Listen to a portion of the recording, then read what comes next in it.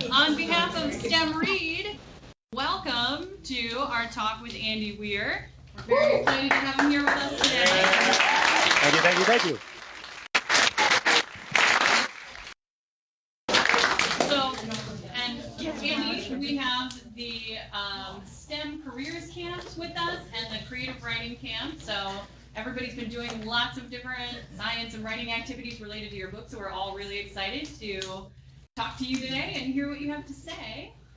Science and writing, what I'm all about. All right. Did you have a talk that you wanted to do, or do you want to ask? Should we just ask you questions? And Yeah, just go ahead and ask whatever you like. Okay. I had a few questions to get us started. If that's all right. All you. All right. Let me get my notebook. So I think what I was thinking, we could kind of start at the beginning and then kind of work up to where you are now. So, what did you do before you published The Martian? Well, I was born at a very early age. Before I published The Martian, I spent 25 years as a computer programmer. I always wanted to be a writer, but I also like eating regular meals and not living under an overpass, so I went into engineering. And I wrote as a hobby. Around the late 1990s, I got laid off from AOL with about 800 of my closest friends, and I got a pretty good severance package. So I realized I could go a few years without needing any income. And so I said, I'll take my shot. I'll write a book. And so I wrote a book, and it was not The Martian. It was a previous effort. And couldn't get an agent, couldn't get a publisher, just the kind of normal story. So after 3 years, I decided, I tried. I don't have to wonder what might have been.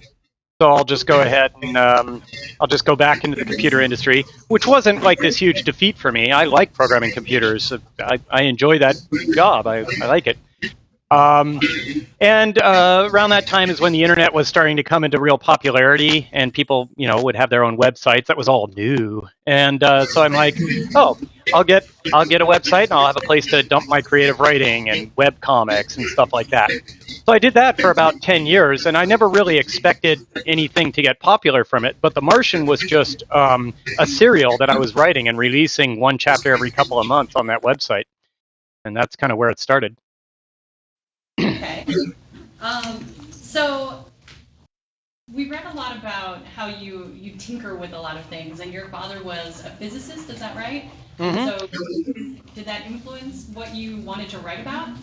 Oh, sure. I mean, I've always had a big interest in science, and I'm sure I'm a nerd, and I'm sure that my dad being a nerd had a lot to do with that. I mean, he taught me, he was always happy to explain whatever scientific thing I had questions about on any given day. So I'm sure that had an effect. Okay.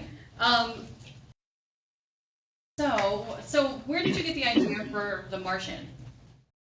Well, I was sitting around at home thinking about how we could do a manned Mars mission with today's technology. Not for a story, but just me sitting around going I wonder how you could do that. Kind of designing the mission in my head, how to get the people there, what they do when they're there, how to get them back safely. And, any mission plan needs to deal with failure scenarios like, okay, what do they do if this breaks? What do they do if that breaks? What do they do if both of these things break? How do we make sure the crew doesn't just die at the first sign of trouble? Make sure the mission plan accounts for it. And then I began to realize, hey, these are kind of interesting, these situations. So I created an unfortunate protagonist and subjected him to all of them. All right. Well, we've been doing some writing exercises related to the book, and one of the things that the students were really responding to was the voice of Mark Watney. So his, just his sarcastic tone and just the way that he approaches all of his problems. So could you talk about the way you developed his character? Yes, I'm glad that I could expose a bunch of children to profanities. So that I was able to do that. His character is pretty much based on my own personality, which is easy to write when you're just kind of talking as yourself. But he's better than me at everything, right? He's smarter, he's braver, he's more educated, and he doesn't have any of my flaws. So I guess he's kind of like what I wish I were. pretty much any main character is someone the author wants to be or wants to have sex with. Read any book. Read any book and tell me if you agree. For the record, I want to beat Mark Watson. All right. Do you? I want to talk about the movie a little bit later, but since you brought it up, do you see Matt Damon as the better Hollywood version of you? Were you pleased with the casting? Yeah, huge name actor. Like, I mean, it's every writer's dream come true to have like Hollywood come knocking on your door and say, "Hey, we want to make a huge budget movie out of your book," and the top with a superstar actor and one of the best directors of all time, and just yeah, it's just awesome.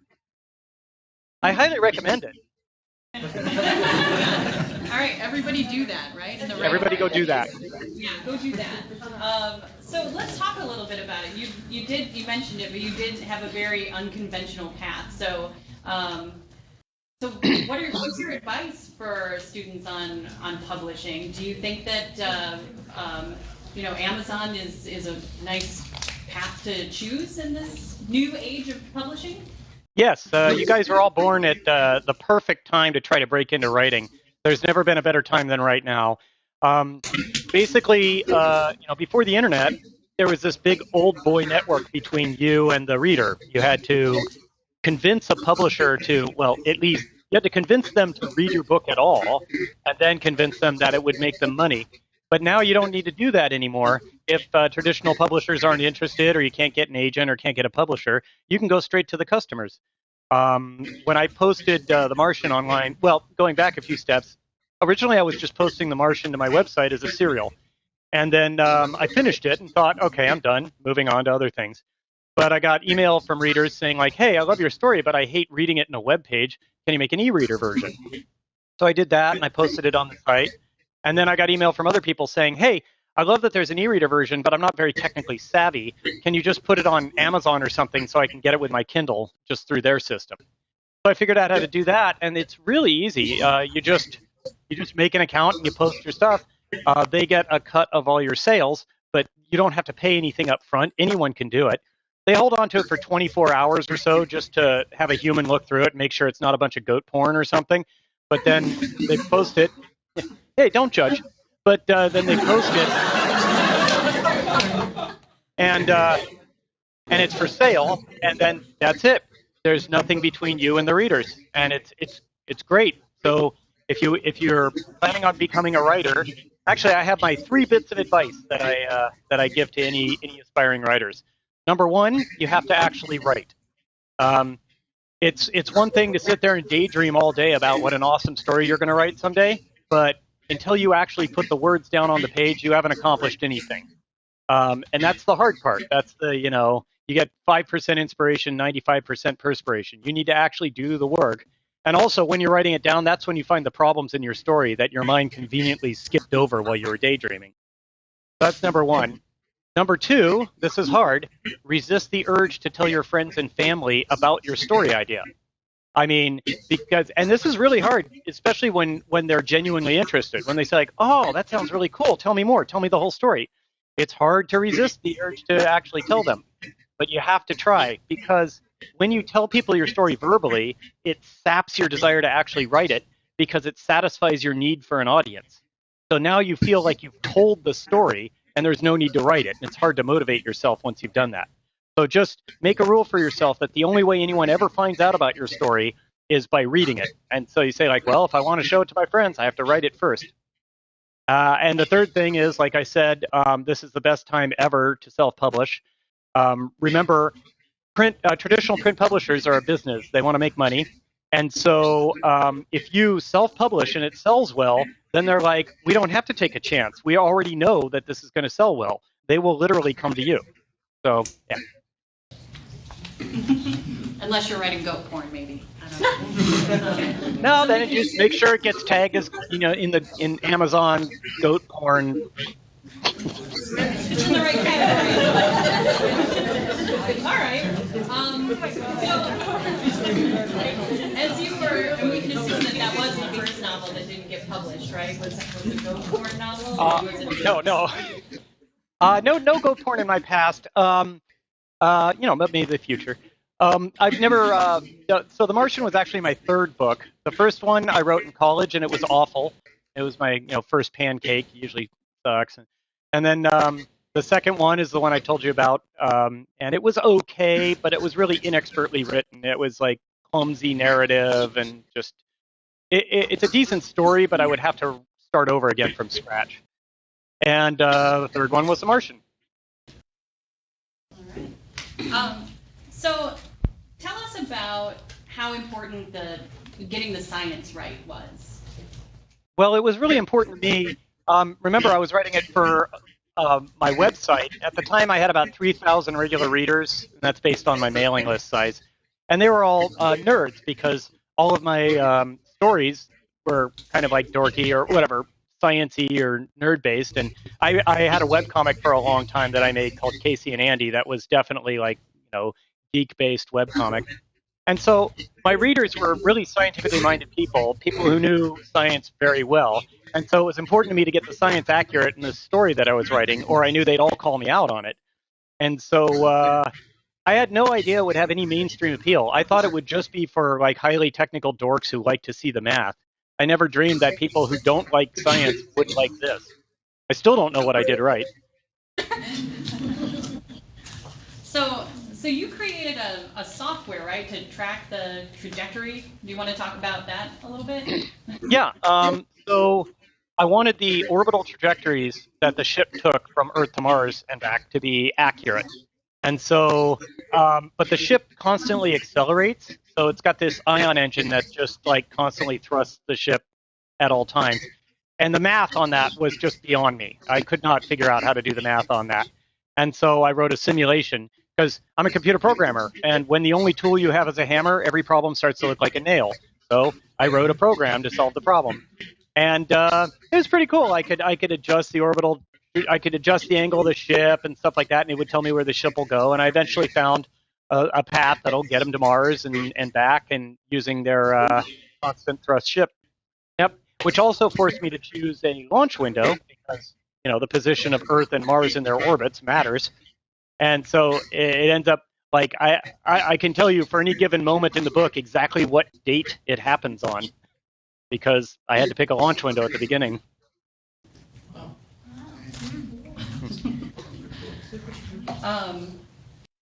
Let's see. So you have said that astronauts are just a little bit better than the rest of us. Did you want to be an astronaut? No, I never did. I'm not brave. I just I write about brave people, but I'm not one of them. I just can't see myself being able to handle that sort of thing. No, I'm a wuss. I'll stay home with my cats. All right. So, well, I want to talk to them about the movie. We've all been watching the preview like a million times. Yeah, me too. So what was your involvement in that process? Mostly my job on the film was to cash the check. So, I did that. They didn't have to involve me at all. Once they secure the film rights, they can go off and do whatever they want. Goat porn. But they chose to involve me, which was really cool. So the screenplay writer, Drew Goddard, he wrote Cloverfield. He directed Cabin in the Woods. He wrote a bunch of episodes of Buffy and Lost. So he wrote the screenplay, and he sent it to me for feedback, and he made some changes based on my feedback and ignored other feedback. Fine, it's his show.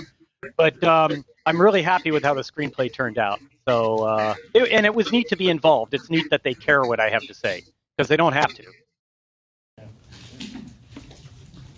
All right. The only thing that I noticed really that was like, that seems really different from the book is that Mark Watney seems to have a family, and you don't have to give us any spoilers, but were there some things that were really tough to swallow in the adaptation process? No, and if you watch the trailer carefully, you'll see that was just some clever editing. It's not Watney's family; that's Martinez's family. So he has his hand up to the screen. You see a hand on a screen, like looking at a woman and a child, and then you see Watney like leaning back in a chair. But those are completely different places in the movie. movie And magic. it's Martinez's hand. It's yeah. All right. So was there a reason you didn't give Mark Watney, it talks about his parents, but he doesn't have a love interest or anything like that. Why did you make that decision? I didn't want to mire up the plot with that stuff. I always find it annoying in movies when there's some interesting stuff going on, and then we have to have a 15-minute decompression scene that's like something to do with a romance plot or schmaltzy crap like, oh, hey, what's this? Oh, what's that? He loves his children? Yeah, I could have figured that out on my own without you telling me. Like, so I didn't want to complicate things, and I don't really like love plots unless the story is a romance, like a romantic comedy or something. I always think they kind of detract from the story. It's like this, okay, we're going to stop doing interesting stuff to do boring stuff for a while. Okay. So a lot of people have criticized NASA recently for just not being cool and kind of ruining space exploration because it's not cool. Do you think that your book and this movie will help NASA to be kind of cool again? Well, I think they're cool. I don't know. I hadn't heard the argument that they're not cool. The main complaint about NASA right now is that we have no manned space program, and they're working on that now with the Orion. So we'll be back to manned spaceflight soon, and I think people will take more of an interest then. The movie might drum up interest in the space program. If it does, that's great. I would love that to be the case. That certainly wasn't my goal in writing the book. I was just trying to make something that would entertain people. I never have a point or a moral or anything to my stories. I just want you to read the book and have fun. All right. Okay. I'm going to open it up to people now, and this entire room is mic'd, so you can, wherever you're sitting, he'll be able to hear you. So.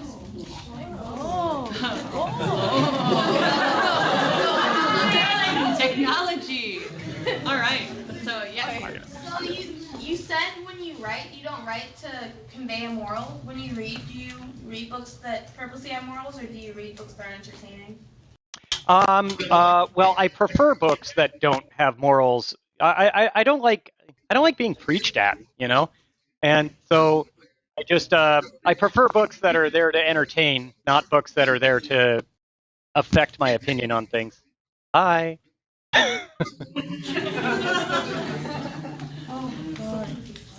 okay. Hi, my name's Aaron. I'm directing the creative writing camp. I'm a PhD student in the English department, but I'm a technologist. I do algorithmic rhetoric, digital rhetoric, and I always had this big argument, and Gillian and I were talking about this, about bridging the science and the humanities together, which I think your book does a wonderful example of, and I was wondering if you had any other arguments, since we have engineers and we have creative writers here, how we could coexist and collaborate and do these sorts of things, or what kind of experiences you might have had. I don't know. I haven't put a lot of thought into that. I don't really see, I don't really see humanities and science as being at odds. So they're just different disciplines, any more than like, auto mechanics and medicine are at odds. They're just different things people do, Sure. Well, problem solved then. There you go. Okay. Johnson? Is that snarky since viewers just come to you naturally? Is that how you go by every day in real life? Pretty much. Kind of a pain in the ass to hang out with.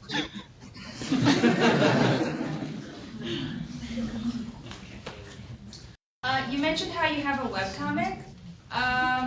What's it called again? I have two that I made. I mean, they're both long since completed, but they're still online. One of them's called Casey and Andy, and the other one's called Cheshire Crossing.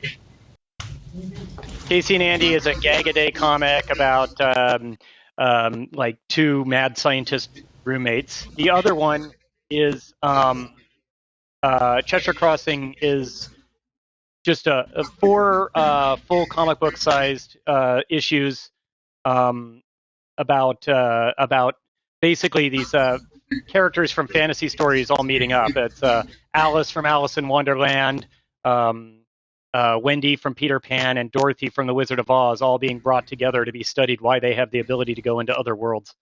We'll ask another question. Sure. From a fellow Andy. One Andy to another. All right, Andy. Since you were self-publishing, what was the editing process like? Well, when I was doing it myself, I was on my own for editing, obviously. Right before I posted it to Amazon, I figured it should have a little bit of professional polish, so I hired a contract copy editor to go through it and find all the grammar and spelling errors, of which there were many. And that cost me about $1,000, and that's a reasonable price. Hey, you're back on now. I'm seeing you.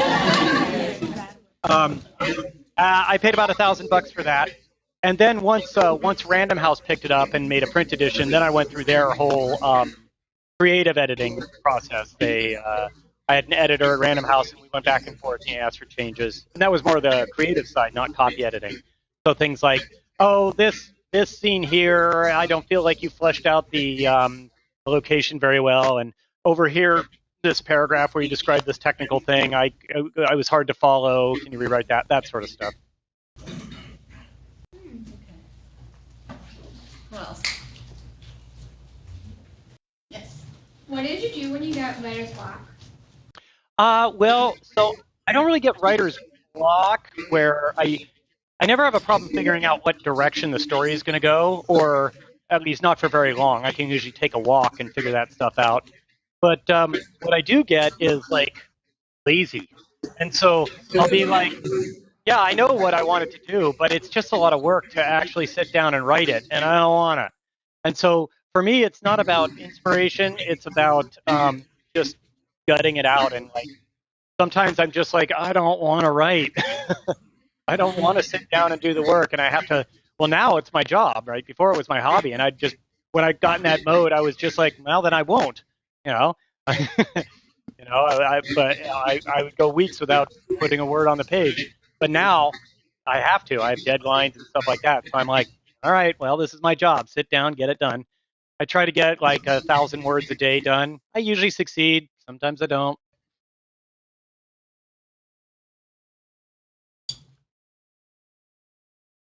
When you get into that mode of laziness, what do you do to help yourself get out of it? I just sit down and force myself to write. I gut it out. It's just like, everybody's had that where you do something you don't want to do, and you're just like, no, but I got to do it, But one thing I've noticed is that when I look back on writing that I've done already, you can't really tell the difference between the times when I was inspired and the times when I was just gutting it out.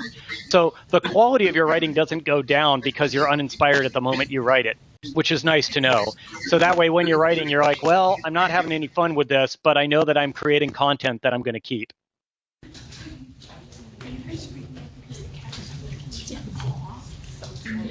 Yes. So you write a lot of science fiction novels based on actual science. Would you ever consider writing something based on fantasy? Or Fantasy, I've had a few ideas for fantasy stories. Like that webcomic I mentioned, Cheshire Crossing, is definitely fantasy. But a fantasy novel, I don't know. I don't think I have anything in mind that would work well for that. I am right now working on a soft science fiction book. My next book is going to be more traditional sci-fi. It's not the rigidly accurate science like in The Martian. It's got aliens and faster than light travel and stuff like that.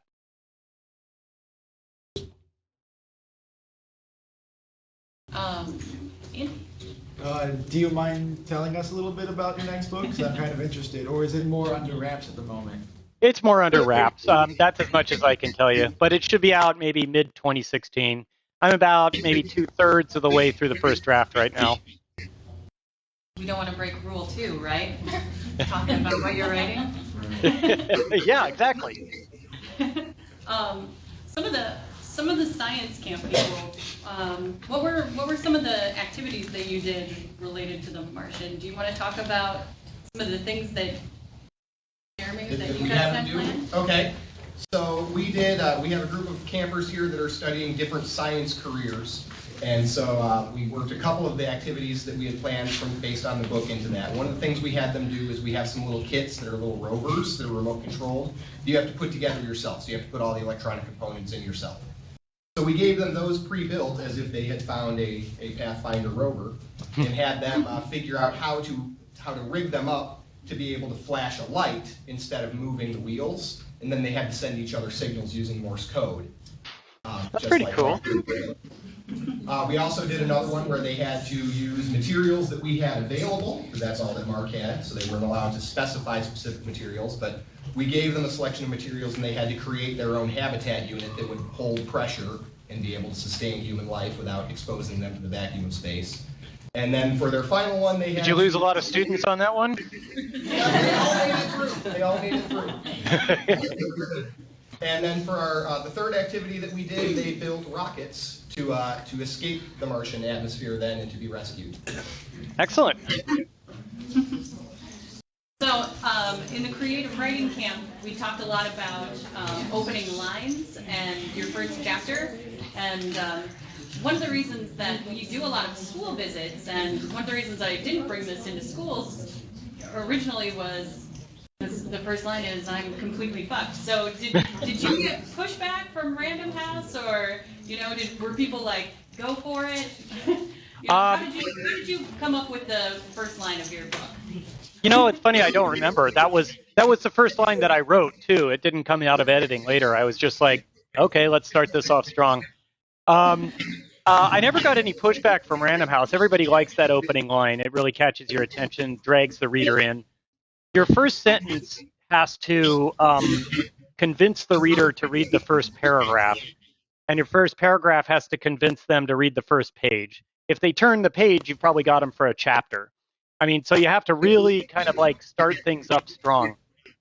No, Random House had no problem with the swearing.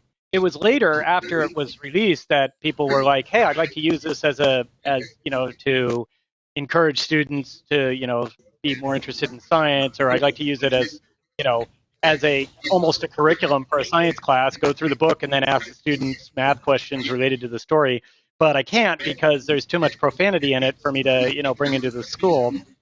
And Random House did consider making a young adult edition, which would just be the exact same text, but with the swear words replaced with gentler swear words like screwed, And but they decided against it because it turns into a logistical nightmare when you have multiple different versions of the exact same book. Inevitably, Barnes and Noble orders 50,000 of the wrong one, or some reviewers review the Scholastic version but post the review for the normal version, or vice versa. It just causes so many problems. They're like, "Nah, we're not going to do it." More questions from the audience?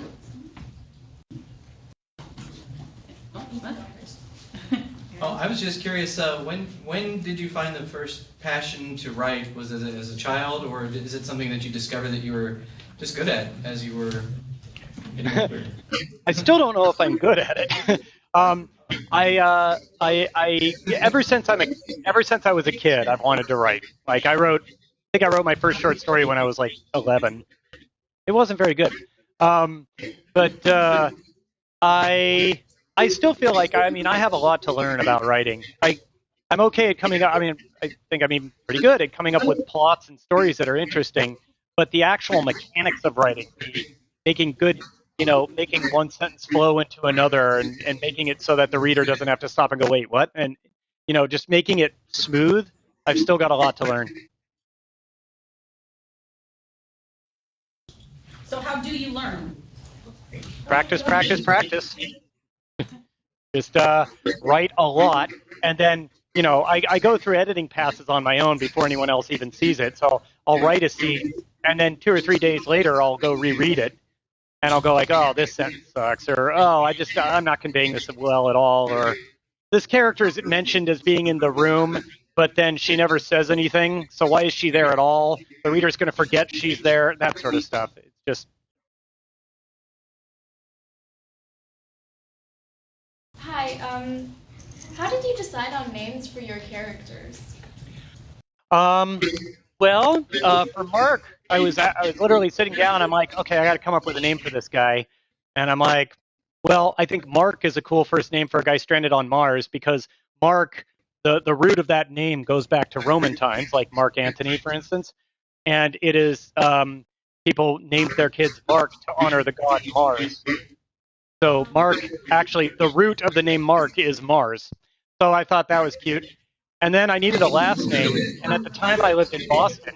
And I was sitting there thinking, I need a last name. And I had a Red Sox game on TV because I'm a Red Sox fan. And the sideline reporter was a woman named Heidi Watney. And I'm like, Watney, that sounds cool. I'll do that. As for other names, I just kind of made them up as I went along. If I was picking someone from another country, I would go online and say, like, what are the most common last names and first names for that country? And I found out from multiple sources that the character Venkat Kapoor has a very silly name. Like, Venkat and Kapoor are both Indian names, but the name Venkat is from one part of India, one subculture, and Kapoor is from another subculture. And it would be very, very rare to have, like, somebody with both of those names. Like, it would be the equivalent of an American named Shaniqua Goldblum. It's like two very different cultures within India. And so I frequently get email from Indian people saying, like, what the hell kind of name is Venkat Kapoor? And I'm like, his parents met in America. Shut up.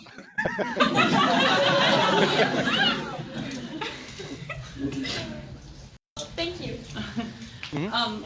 What do you like to read? Mostly science fiction. Big surprise. I grew up reading my dad's science fiction collection, so I'm kind of one generation off. I read like baby boomer, stuff. I love the old sci-fi classics of the 1950s and 60s. So my favorite authors are Robert Heinlein, Arthur C. Clarke, and Isaac Asimov. I mean, sometimes some parts of it don't stand up. Like, some parts of the books don't stand up, especially like, women in the books are usually like subordinate or, not very smart and stuff. And you just got to kind of judge them as a product of their time, right? But and Heinlein got really weird around 1968. He starting his later books are all kind of dirty old man sex fantasy things, so I don't like those as much. But the earlier stuff, the juveniles, as they were called, juvenile science fiction, because the target audience was like 15-year-olds, those I really like a lot, because I was a teenager when I read them. Yes. Would you ever consider making The Martian a series? Or Like make more books in it, you mean, or you mean like TV show? like more books? Well, I would love to, except I can't think of anything that is plausible to have happen next, right?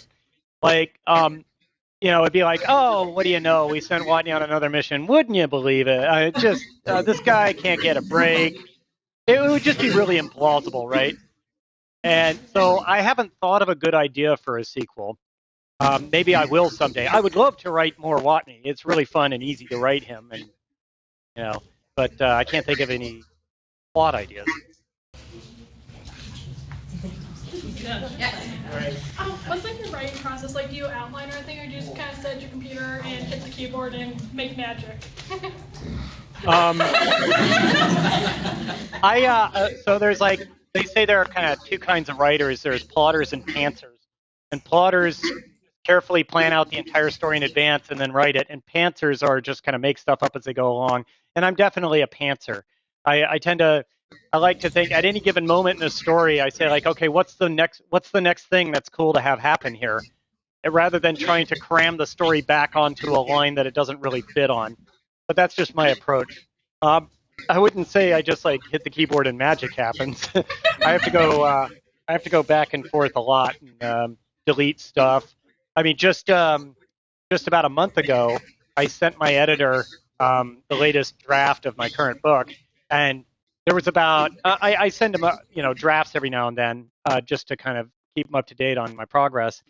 And I had about 25,000 words of new content. For reference, The Martian is 105,000 words long. So it's about a quarter of The Martian worth of new content that he hadn't seen before in the story. And he read it and got back to me and said, like, yeah, I don't like any of this. So, and he's like, and here's why. And he listed off all the problems that he saw with it. And I'm like, oh, crap, he's right. So I ended up deleting about 13,000 words and removing entire plot lines that I was planning on doing. So it's not just a sit down and magic happens kind of thing. It's a lot of work. On that same note, when you were still self-publishing The Martian, how many times would you go back and forth between yourself and the copy editor before it was posted? Well, with the copy editor, that was really just a one-pass thing. I gave it to the copy editor. He gave me his edits, and then I implemented or rejected them. Sometimes copy editors make mistakes. They don't, there's one copy editing error that made it all the way into the book. It was introduced by one of Random House's copy editors. There's one point where they're launching a ship from Earth, the Iris mission, and it's rotating, it's losing control, and it's rotating out of control. And there's the line that says like, oh, it's rotating at 5 RPS and increasing 5 RPS as in revolutions per second, right? But the copy editor thought that RPS was like that RP was an abbreviation, and oh, it's rotating at 5 RPs, and so he changed it to RP apostrophe S. So it's a weird case where it's like the copy editor actually introduced a grammar error instead of fixing one. So when the copy editor gives you a draft, you go through and look at all the changes he made, and then you make sure that they're good. But it wasn't a back and forth thing. Where did you find the time to write The Martian? Just nights and weekends and stuff. I don't know. It was my hobby, so you dedicate time to your hobbies, right? I see you sneaking out. Yeah, you. Don't think I didn't see that. Thank you. Aaron? Yeah, the question. Aaron. Were you ever tempted to add like an epilogue about what happens, like, because he kind of just gets on the ship and then the story's up. Sorry for ruining everybody. Well, we don't want to give any spoilers, but so after the prolonged sex scene with the Martian Queen,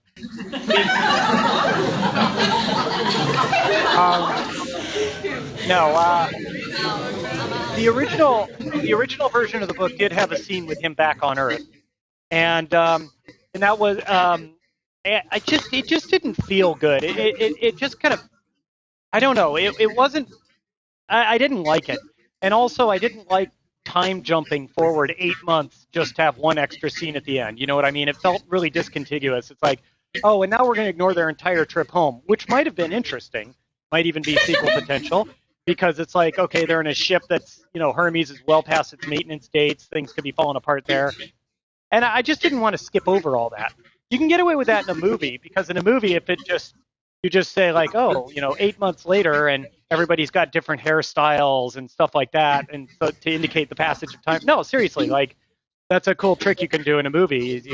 Especially the women, you give them a different hairstyle, and then people understand. Oh, this is later, But it's hard to pull off in a book. So I don't like it when things drag on after the story's over, kind of like the Lord of the Rings at the end of that, where it has like.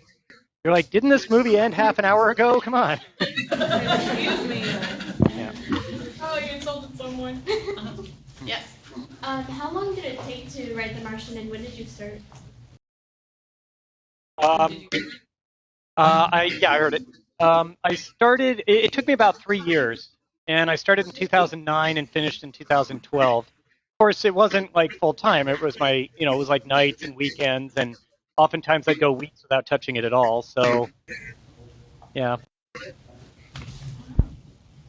Yes. Now that you're experienced in writing novels, do you think your next novel will take you as long? Well, I guess you're writing. It better not. I'm writing to a deadline. It's due in the first draft is due in a few months, so better not. They gave me, I think, I had 11 months to work on it from the time we signed the contract until the due date. I'm probably going to miss it because originally the due date for it was in August, and originally the film was going to come out in November, late November. But then they bumped up the film to come out October 2nd, and so that means now I have a bunch of film promotion stuff to do. That's soaking up a bunch of my time, and so I'm probably just going to miss my deadline. But the editors, Random House already knows that, and they're giving me some slack. Yes. Two things. One, Douglas Adams missed his deadlines all the time, and Hitchhiker's Guide's amazing. Turned out amazing. Second off, do your cats ever try to help you with writing? Yeah, what is it? Douglas Adams used to say, "I love deadlines. I love the whooshing sound they make as they pass by." Favorite quote. That is true. But I actually, I want to make my deadlines. Remember, I spent 25 years as a computer programmer. I'm used to being held to really rigid deadlines, and it makes me feel bad if I don't make them. So, yeah. Does that answer your question? I didn't catch like the second half of it, I think. Do my cats ever try to be helpful? Yes. So the cat that's in the chair with me right now, the black and white one, he gets up and plays on my hands and stuff when I'm in the keyboard, and it's very helpful. So generally, I'll usually get away with it when he's feeling that cuddly. I can usually just slide him off the desk into my lap and continue working. What's your cat's name? The one in the background there is Demi. She's I think 8 years old. I got her as an adult from a shelter, so I'm not exactly sure, but she's 8 years old, female, calico, long hair. And the one here is Jojo. I didn't name either of them, neither of the names they had. And he's a tuxedo, short hair, about 4 years old. They met in the slammer. They met at the shelter, and they got along so well. The shelter said, like, well, we'd like these two to be a set. We'd like these two to go to a home together because they're buddies. Okay. So now that you've been published for a while and you're like a professional writer, if you could go back, is there anything you would change in The Martian? Yeah, a few things. First off, the dust or the sandstorm that traps him there is not accurate to science. In reality, Mars's atmosphere is very thin. It's less than 1% the density of Earth's atmosphere at the surface. And so even a 150 kilometer an hour wind, if you're on Mars in a spacesuit and there's a 150 kilometer an hour dust storm hitting you, it would feel like a 1 mile an hour breeze on Earth, just because that's how thin the air is on Mars. And so it wouldn't be able to damage anything. And I kind of regret using that. I mean, I knew at the time that it was inaccurate to science, but when I wrote it, I didn't realize how much of a focus I was going to have on the science.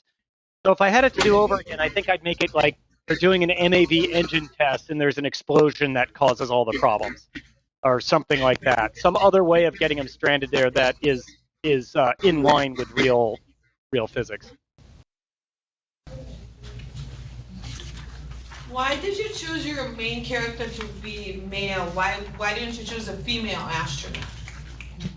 Well, I considered a woman actually for a long time, but I didn't feel like it's all first person. You're very, very intimately familiar with the character and the way he thinks, and I didn't think I could pull off a female character because I'm a dude, right? And so I was afraid.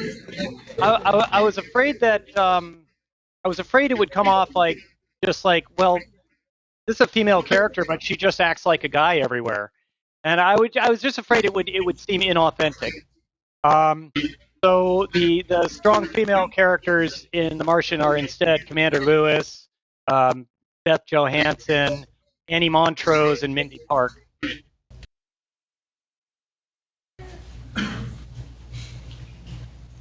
Do you think that working as a software engineer helped your writing? This is the cat helping me.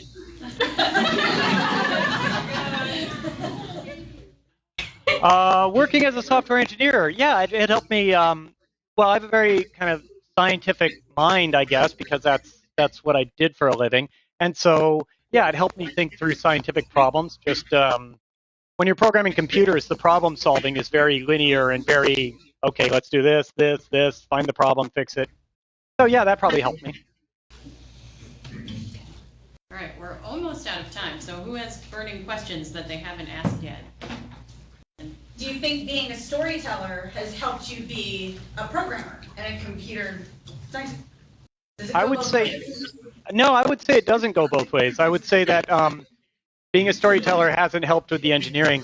It's very, very different. Engineering is completely objective. It's like okay, so here's your goal. You want a program that does this. If the computer is not doing that, then you're not done yet.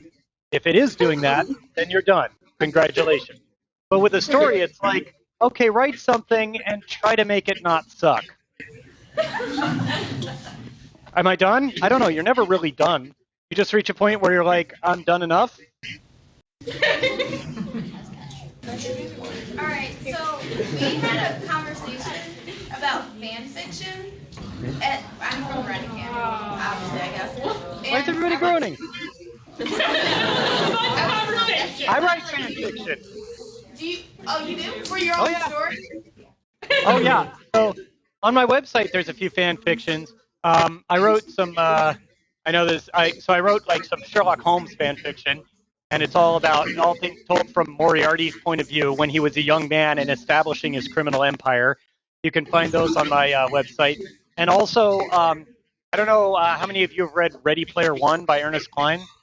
Oh my gosh! Yeah!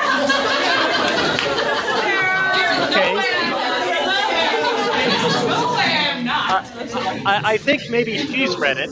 But yeah, that's one of my favorite books ever, and I wrote fan fiction for that. So if you want to see a fan fiction of Ready Player One written by me, it's called Lacero, Lacero, and you can find it on my website. Yeah, but yeah, I like fan fiction, and it's nice because when there's something you really like, you know, whatever, Star Wars, Doctor Who, Battlestar Galactica, whatever, if you, something that you like, and you're like, I have now consumed all existing content for this thing, then you say like, okay, let's find some fan fiction, and I can keep enjoying it. Kind of a high noise to signal ratio on fan fiction, but yeah. Wait, I have so back there, she's desperate in the back. She's been like. Okay. I have a question about like leading after that. Do you consider fan fiction literature? Sounds like you guys have a big argument going that has been going for a while, but I don't want to ruffle feathers. I consider anything that's written to be literature. So I don't know who I just made angry there, but. Do you read fan fiction for your own story? Ever? Sorry? Like The Martian, do you read fan fiction for it ever? Just to see what your fan fiction is? I don't think there's that much of it. I've seen a couple of things that people have written. Some of it's interesting, some of it's crap, you know. What's that? Okay.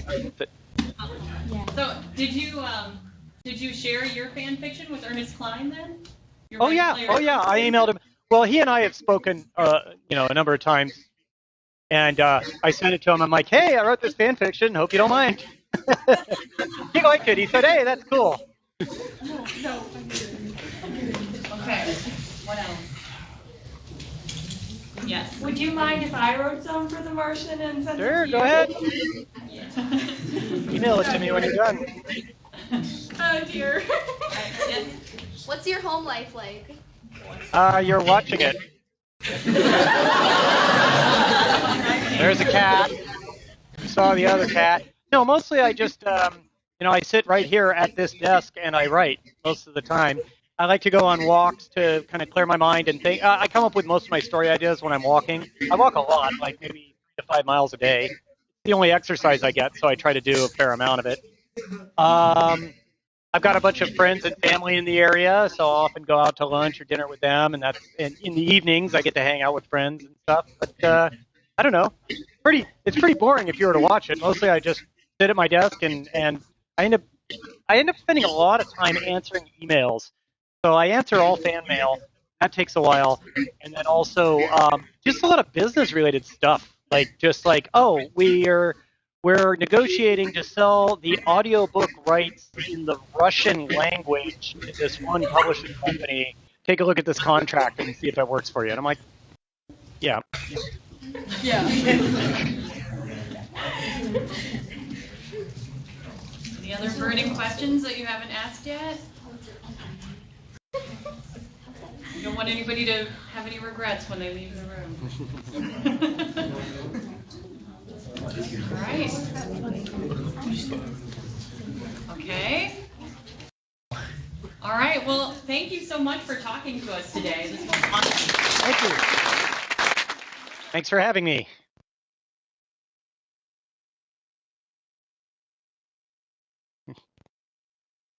Eagerly await your goat horn and. Yes, thank you. Thank you. It's been a pleasure being interviewed by the Katy Perry-looking like teacher. Thank you. All righty. Bye, everybody.